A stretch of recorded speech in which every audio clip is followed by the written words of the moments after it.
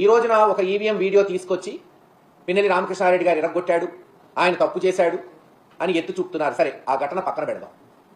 Election commission వారు దాదాపు 7-8 చోట్ల ఈవీఎం మెషిన్లు ఎరగొట్టారు, వాళ్ళ మీద కేసులు పెట్టాము అని చెప్తున్నారు. మరి ఆ వీడియోలు ఎందుకు బహిర్గతం చేయట్లేదు? ఎందుకు ఒక్క వీడియోనే బయటకు వస్తుంది?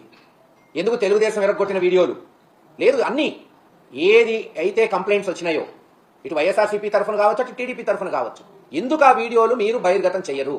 అసలు వీడియో కెమెరాలు పెట్టింది ఎందుకు బూతుల్లో? ఏమన్నా తప్పులు జరిగితే తెలుసుకోవడానికి. ఆ తప్పులు జరిగినాయని గత 10 రోజుల నుంచి ఘోషిస్తున్నాం వైఎస్ఆర్సీపీ నాయకులు. ఉదాహరణకి పోనీ మాచల నియోజకవర్గమే తీసుకుందాం.